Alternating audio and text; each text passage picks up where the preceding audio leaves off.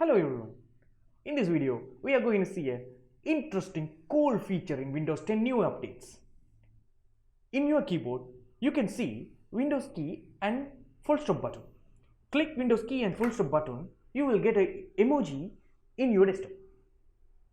You can use these emojis in any of the apps available in Windows 10. Example, in Microsoft Word, you are typing a paragraph. In between the paragraph, if you want to use emojis, then Windows key, full stop. You will get the emoji screen. Now you can use these emojis in between the paragraphs.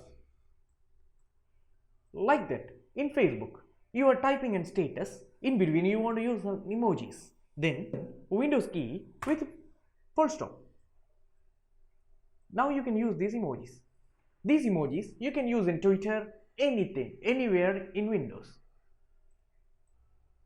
Try this cool feature in your desktop or laptop which is having Windows 10 latest update and comment your experience. If this video is useful, like this video. If you want more videos like this, then subscribe it. Thank you.